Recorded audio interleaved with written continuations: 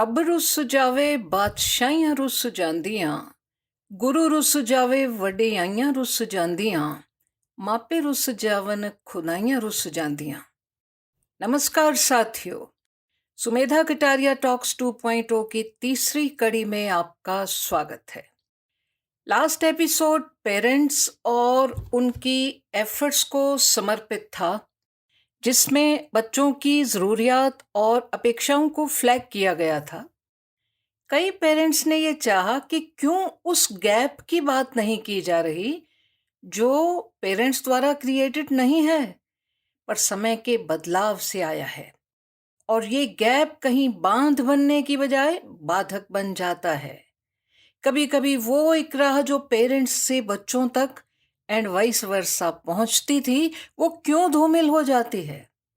एक मित्र ने नाम ना लिए जाने की ताकीद के साथ ये कहा, हमें तो कोई एक्सपेक्टेशंस भी नहीं हैं जैसी बच्चों को हमसे हमेशा रही, फिर क्यों इतना अलग थलग महसूस करने पे मजबूर हैं।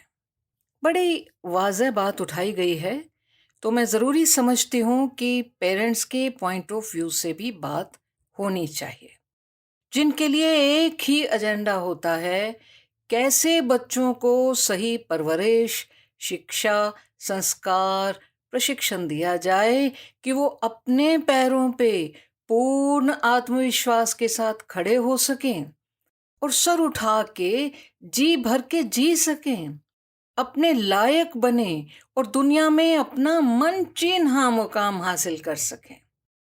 साथियों, ये मापे ही हैं जो नाजा नाल पाल के पुत्र धियां हो जान पराए आपे।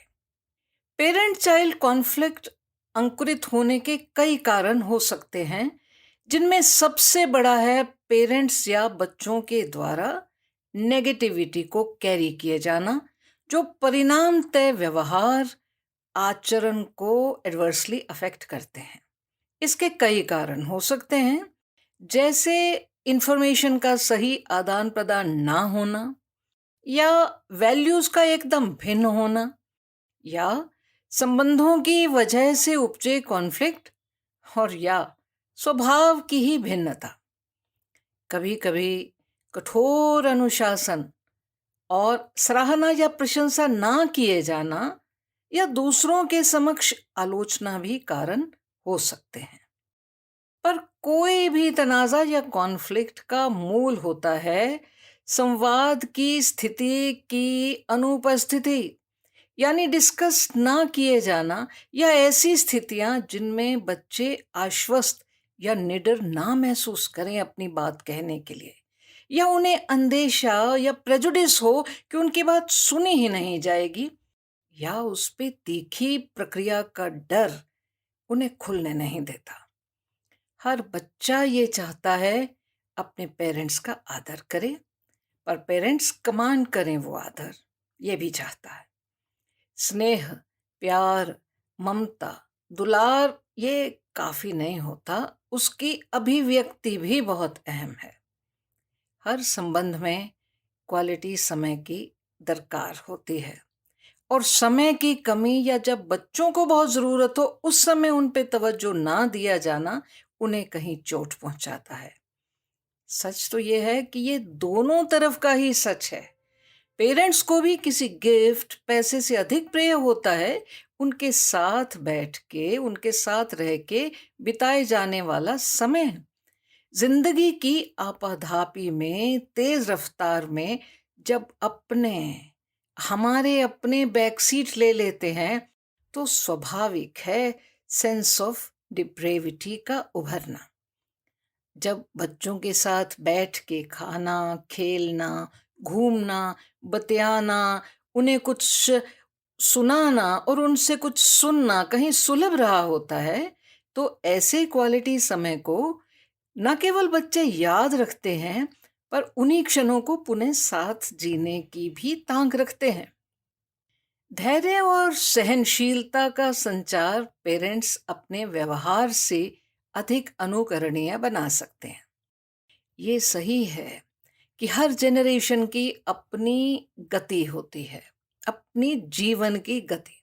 जो हमारे बच्चों के जीवन की गति से उतनी ही भिन्न है जितनी हमारी और हमारे पेरेंट्स की थी। कोई भी हो, बड़ा या उम्र में छोटा, वक्त की रफ्तार को या वक्त को पीछे नहीं ले जा सकता, क्योंकि सतत चलने का नाम है जिंदगी।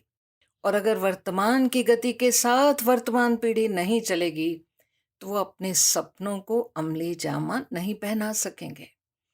सहज, स्वाभाविक स्वीकार, पूर्णमनेन स्वीकार ही एकमात्र चॉइस है।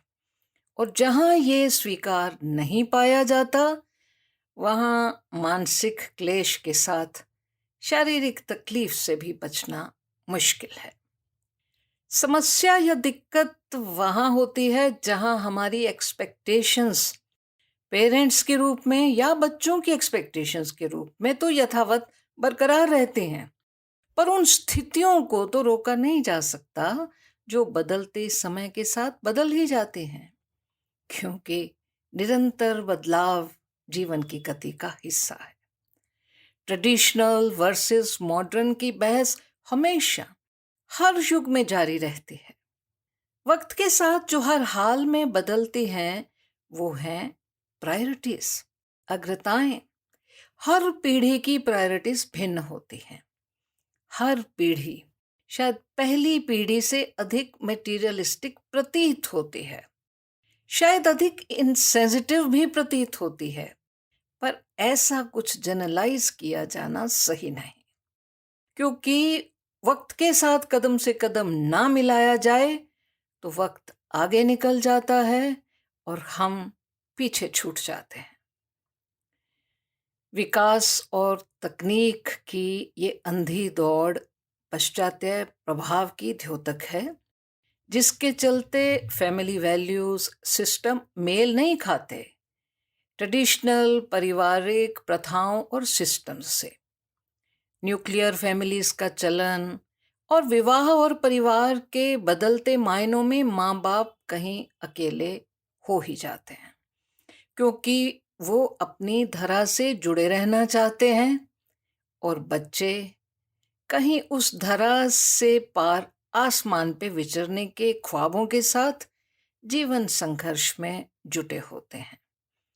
दोनों ही तरफ से जब आपस में मिल बैठ के कॉमन ग्राउंड नहीं तलाश ली जाती, तब तक एकला चालो रे की सी स्थिति से दोनों पक्ष गुजरते हैं। बहुत मुश्किल है साथियों, बहुत मुश्किल है ये कह पाना कौन सही है कौन गलत।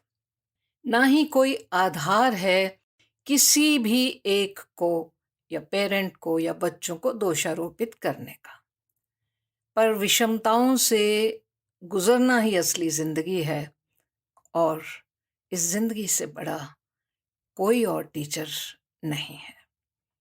गुलाम अली की गाई गज़ल साम्यक महत्व की प्रतीत होती है। हमको किसके गम ने मारा, ये कहानी फिर सही। क्या बताएं प्यार की बाजी वफा की राह में, कौन जीता कौन हारा, ये कहानी फिर सही। नफरतों के तीर खाकर दोस्तों के शहर में, हमने किस किस को पुकारा, ये कहानी फिर सही। अपने कमेंट्स, प्रश्नों, अनुभवों, सुझावों से ज़रूर अवगत करवाइएगा। फिर मिलेंगे अगले सप्ताह इसी समय इसी दिन। जय हिंद।